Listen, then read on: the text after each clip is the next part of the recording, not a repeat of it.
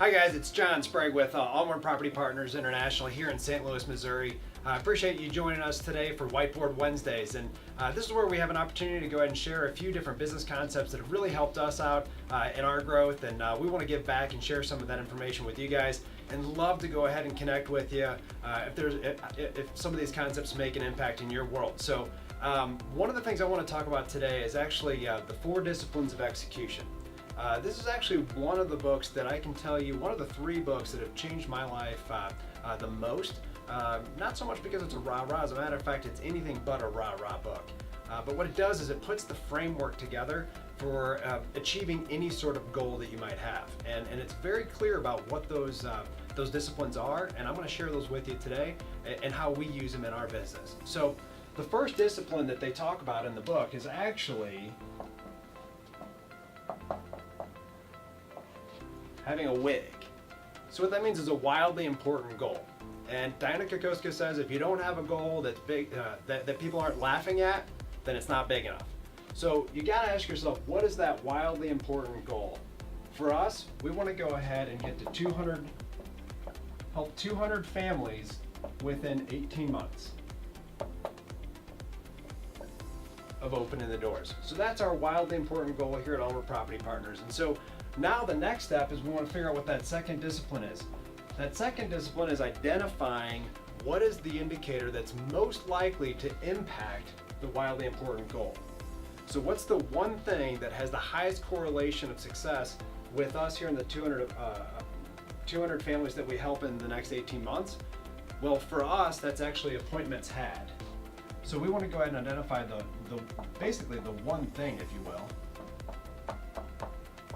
And for us, that equals appointments.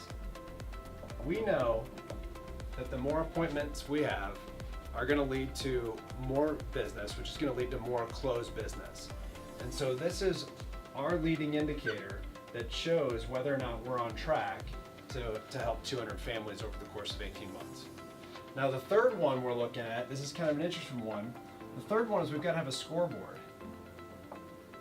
In the book, they actually talk about an interesting scenario where the authors they're watching a high school football game down in Louisiana, and if you know the area, you know high school football is all the rage on Fridays, and it was 2 major teams that were playing against each other, and typically in that scenario, the crowd would be in an uproar from the start all the way to the final second.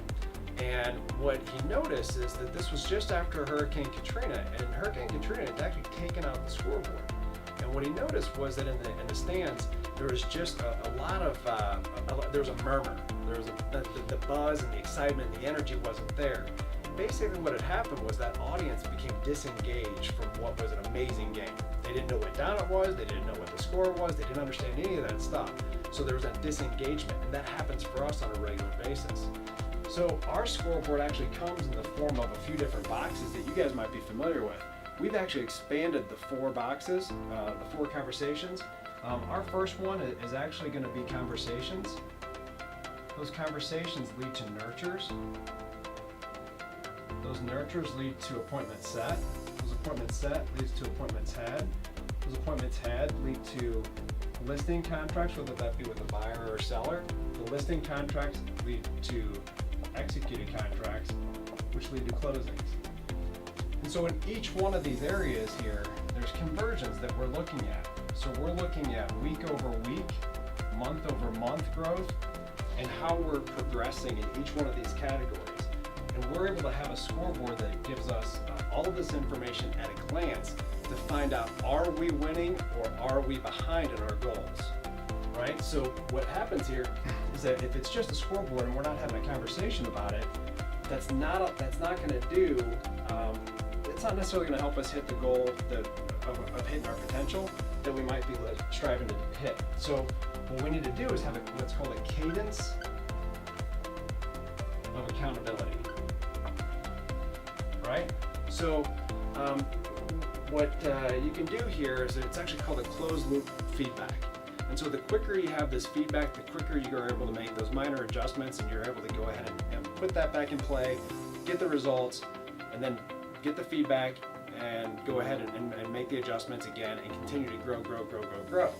Now, if that happens on a daily basis, what's great about that is that there's only one bad day basically you can have. If it happens on a weekly basis, you can have a bad week before you have that conversation. And this accountability, all that is awareness. It's not a good thing or a bad thing, it's just, did we do what we intended to do? And in the event that we didn't, what are we going to do to make sure that that doesn't happen again the following week? And so what they talk about in the book is that this kingdom of accountability, not only is it done on a daily basis, but there's a dedicated conversation weekly. And so that weekly conversation consists of successes, opportunities, intentions, and what's the prescription, right? So this past week, what were our successes in having appointments? Did we hit our goal? If we didn't hit our goal, what was the most likely reason? What was the most likely variable that we've had a chance to isolate? And what exactly do we need to do to improve in that area to make sure that we don't do that again? Now, here's the other thing too, guys, is that if our goal was to have 10 appointments in a week, and we ended up only having 8, what we see happening a lot of times is that for the next week, people will have a goal of 10. They're going to maintain that level of 10, right? Well, what's going to happen to our goal of 200 if we're already behind 2 this week and we don't add it to this? We're not going to hit our goal, right? We're going to fall short. So what we might want to do in this scenario, if we fell short here, if we went ahead and put this at 12, what might happen there is we can potentially disengage if we see that as being too far of a stretch for us. So what we want to do is we might want to go ahead and say we want to get 11 this week and we want to get 11 the next week. So then we're able to go ahead and get back up to speed, right? So these are the 4 disciplines of execution. The first one, again, making sure you have that wildly important goal. Identify what is it that you're striving to hit. Make sure it's big, hairy, and audacious. And then we also want to make sure we're focused on what's the one thing. What is the one thing that if by doing it will make everything else easier or insignificant? Finally, we want to make sure we have a scoreboard. Now with the scoreboard, what's interesting is we want to make sure that it's at a glance. So within 5 seconds, we know we're winning or losing. If it's more complicated than that, we're going to disengage and we're not going to go ahead and get the full information out of it. And then the 4th one, we want to make sure we have a cadence of accountability on a daily basis, having that chatter, and a weekly basis, having that dedicated conversation. Guys, this has been a major impact for us at Onward Property Partners, and I hope that it makes a huge impact with you. If you like this stuff, make sure you're following us on the KW Connect. And if you're on YouTube right now following us, we'd love to see you subscribe and get more content like this out your way. Thanks so much and have a great day.